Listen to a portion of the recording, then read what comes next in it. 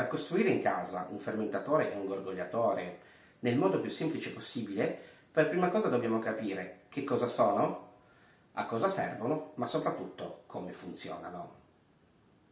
Un fermentatore non è altro che un contenitore in cui viene inserita una soluzione dolce, quindi acqua e zucchero o succo d'uva, che vogliamo far fermentare per ottenere una soluzione alcolica. Quindi inseriamo dei lieviti, che in genere sono della stessa specie, della stessa famiglia del lievito di birra, potete anche usare il lievito di birra normale, spesso vengono trattati per la produzione di determinati vini, e chiudiamo con un tappo ermeticamente, però c'è questo buchetto. In questo buchetto mettiamo una guarnizione e su questa guarnizione montiamo questo tubicino qua, che poi è il gorgogliatore.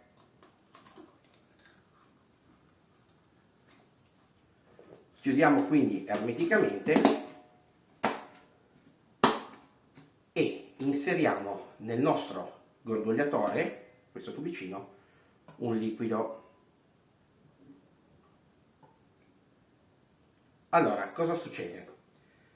I lieviti tendono a faranno fermentare lo zucchero e lo trasformeranno in alcol. Durante il processo si forma anidride carbonica, lei può uscire solo attraverso questo tubicino, ma noi non vogliamo che l'aria entri per non rovinare il nostro vino, è per questo che c'è questo liquido. L'anidride carbonica farà pressione, quindi tenderà a fuoriuscire, riuscirà a fuoriuscire, ma l'aria non potrà entrare perché incontrerà questo liquido. Adesso vediamo come fare un gorgogliatore e un fermentatore in casa in modo semplice e poi chiaramente faremo una prova per vedere se funzionano.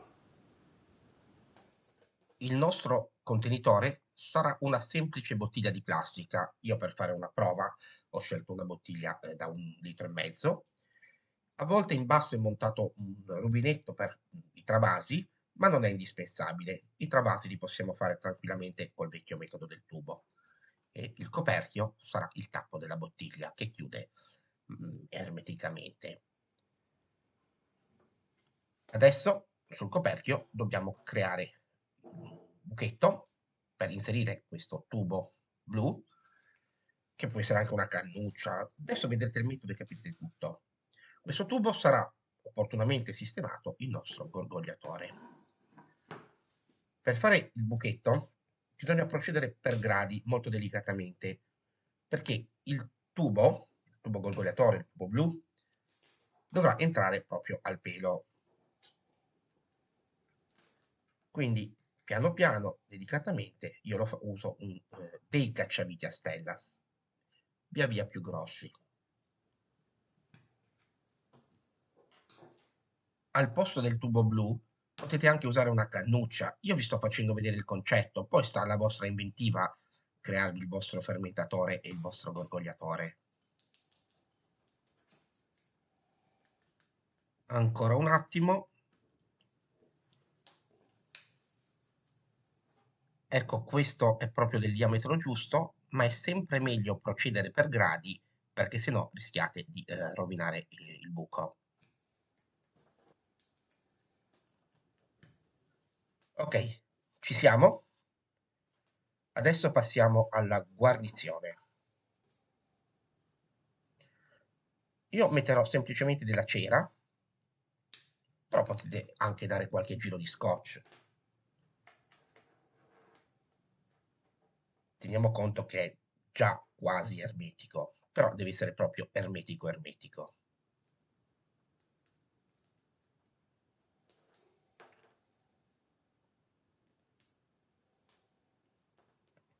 Adesso facciamo la prova. Prepariamo uno sciroppo, 700 ml di acqua e 160 grammi di zucchero. Diciamo che una buona norma è riempire il fermentatore a 2/3, anche 3/4. Sciogliamo il lievito. Io sto usando 1 grammo di lievito disidratato, proprio quello più semplice per pizza, in 20-30 ml di acqua tiepida. Non aspetto, lo metto direttamente nel nostro sciroppo. è tutto a temperatura ambiente. Adesso dobbiamo vedere se la fermentazione ha inizio. Sciogliamo abbastanza bene, tanto poi si scioglie tutto, non vi preoccupate. Inseriamo il nostro sciroppo di acqua e zucchero nel nostro fermentatore, sono poco più della metà, comunque va bene, è una prova. Scusate l'inquadratura, ma fra poco si vede tutto. Avvitiamo, mi raccomando, il tappo con il tubicino. Dovete ruotare la bottiglia, non il tappo, altrimenti va via la cera. Adesso mi creo un rialzo, vedremo perché.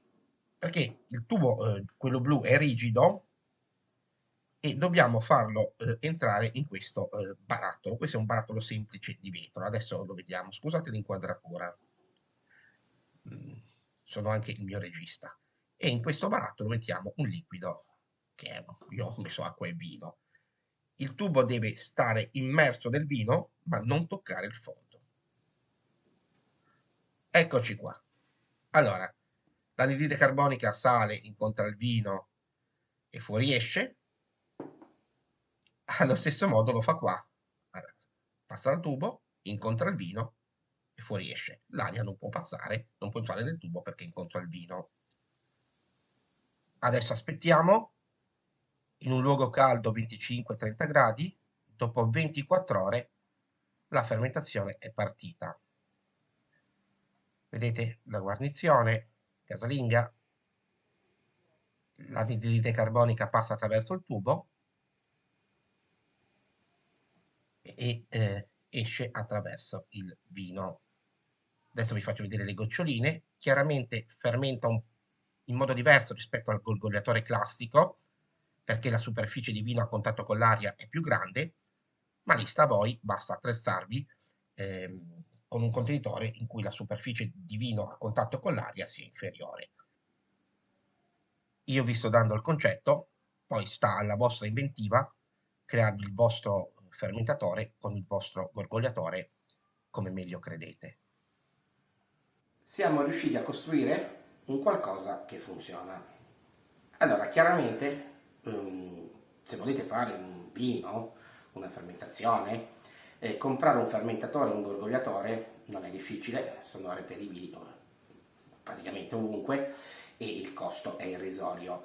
Diciamo che io volevo solo far vedere che ci sono situazioni in cui ci servono una certa attrezzatura e ci serve magari immediatamente, non riusciamo a comprarla subito, quindi basta un pizzico diciamo di ingegno, ma proprio piccolo, e un po' di voglia di fare, che riusciamo da soli a costruirle in casa.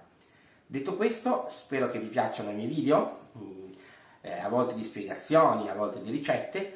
Diciamo che sia gli uni che gli altri cerco sempre di spiegarli nel modo più semplice possibile, perché vorrei che il mio canale fosse utile non solo a quelli che già sono molto bravi in cucina e magari insomma, posso dire qualcosa che magari vi può essere utile, non lo so, ma soprattutto anche per quelli che si stanno avvicinando al mondo della cucina o magari ci si vogliono avvicinare, ancora non sono interessati, però guardando i miei video magari cominciano ad incuriosirsi. Bene, detto questo, ci vediamo molto molto presto.